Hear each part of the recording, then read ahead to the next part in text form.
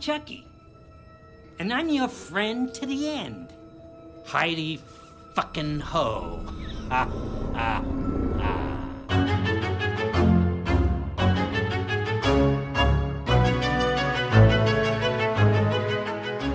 And welcome back to Chucky Queers. It's our weekly coverage of Don Mancini's sci-fi series. And I'm Joe. And I'm Trace, and we are discussing Season 3, Episode 3, Jennifer's Body. Of course, the Jennifer in question being Jennifer Tilly. Yes, I feel like we will not be seeing her next week. So this is like our the equivalent of last season's Episode 4 with the Clue-style murder mystery. This is very much a catch-up episode. Yeah, we're filling in the blanks of how Chucky got into the White House. So we're getting to see him going on like a medical investigation with Caroline, but then we're also seeing Jennifer Tilly / Tiffany go on trial in Austin, Texas. Yes, I didn't recognize that courthouse, but No, yeah. because it was probably shot here in Toronto. Actually, full disclosure, everyone, because this is the first of the screeners we've had where we are not seeing the full finished effects. So we are seeing puppeteers in our version of this. And also a lot of the exterior shots are from stock image and film places like Getty. There was literally a Getty Images watermark on one of the things. Yeah, I love it. I love the behind the scenes stuff. It just feels, I don't know, something so cool about it. Yeah, but that being said, though, yeah, we're catching up with Caroline and Jennifer Tilly / Tiffany. Nika gets an appearance here. Yep. Overall thoughts, Joe? Is this an improvement over last week for you? So initially, I was a little like, ooh, what's going on with the humor? Because the cabbie sequence when Chucky and Caroline are talking about murdering, it wasn't quite landing for me. And then it all clicked and it got really, really funny. It's a busy episode. It feels like a transition one. But yeah, overall, I had fun with this. I agree. It does feel busy, and I feel like that is a side effect of, oh, we only have some of these big names for an episode or two, which is really what it's starting to feel like. I mean, Jennifer Tilly's listed as a special guest star, I think, in this one. Right. So, but that being said, though, it was very nice to finally see her. I am curious to find out if her being in jail is kind of her, okay, she didn't really have a lot of time for this season, so we wrote her out a bit, but she's like there for when we need her. Yeah, it'll be interesting because I'll confess, I definitely thought she was going to get off, particularly when she announces on the stand that she is, in fact, Tiffany and she was possessed. And even her lawyer is like, what the fuck is all of this? But yeah, she didn't get an insanity defense. So she's not going to a mental institution. She's going to die by lethal injection. It is wild. I don't think this is actually going to happen, No. but it was really fun to see Tiffany get to be her like Legally Blonde. Sure. Yeah. It's a good moment. I think Nika gets some good moments, particularly just because she's so fucking mad at her. Oh, it's a date when she's gonna go see her at her execution. Like, absolutely.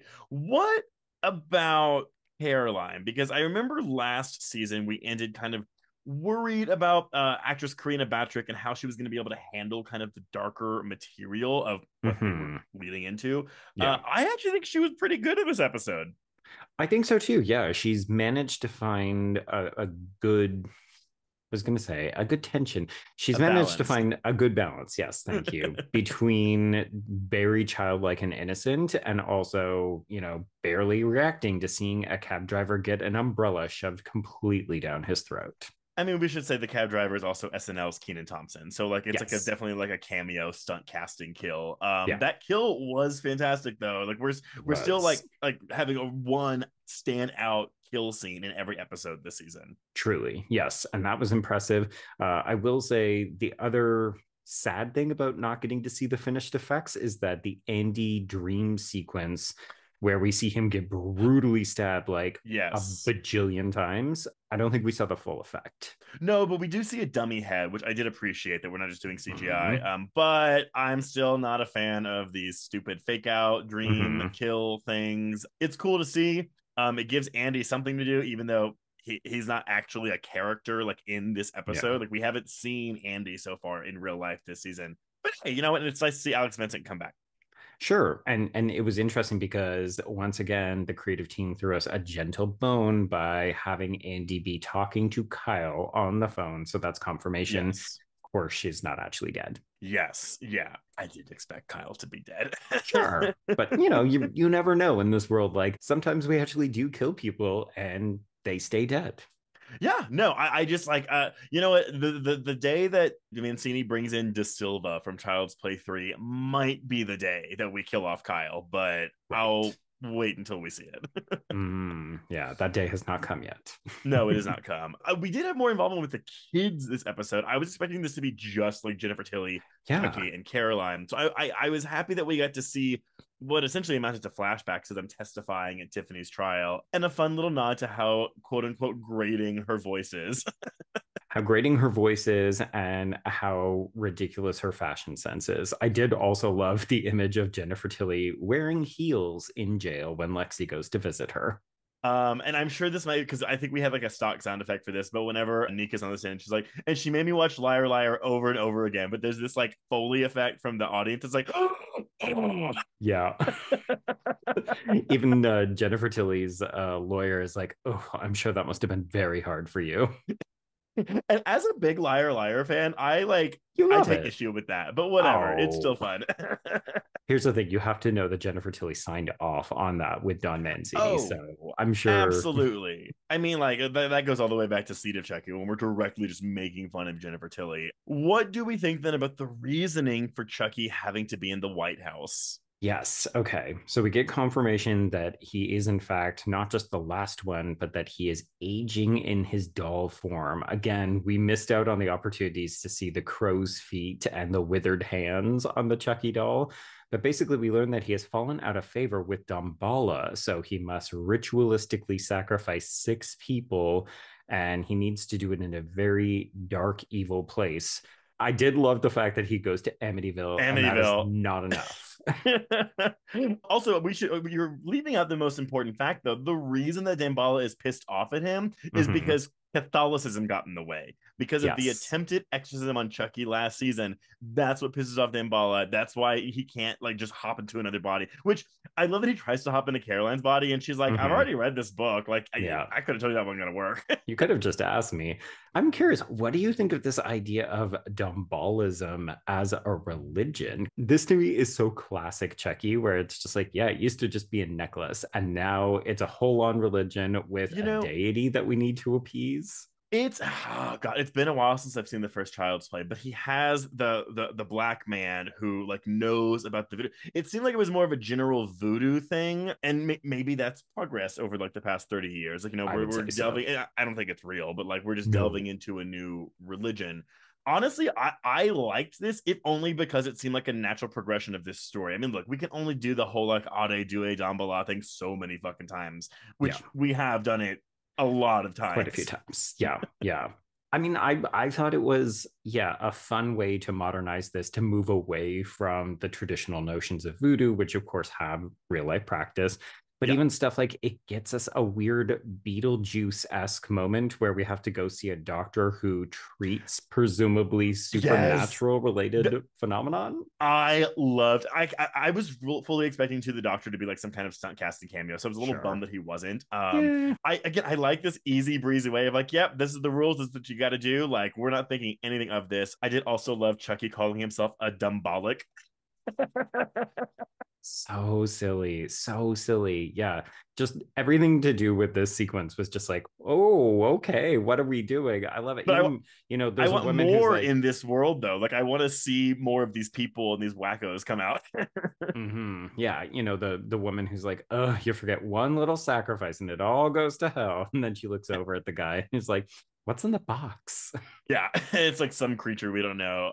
He says it's his girlfriend. Right. I thought this was so much fun. It's a little bit of world building that we get that we haven't seen this in this world before. But you know what? The series and the franchise as a whole have established such goodwill that we will buy this like hook, line, and sinker, like without questions asked. Yeah, absolutely. It's all just fun. We roll with the punches. It's a good time. Even in episodes like this where, as we said, I think back in episode 1 of our coverage of this season, this episode and episode 2 are flipped. So this could have been episode 2 instead of episode 3. Right. And I was interested, do you think that that matters? Or ultimately is this kind of like, it is just a catch up episode? What's funny is I was kind of like, this could have been episode 1, really. But right. I thought that too. I stand by. I think it's fine. This is episode 3. I do think if you put it between episode 1 and 2, like it was originally meant to be, it might have killed some of the momentum or the character work with the White House family, because they're not really in this episode at all until the very, very, very end. Yeah, it's true. And even that scene seems the most superfluous because it's like, yeah, we already know that this kid is going to pick up the Chucky doll and they're going to take it home.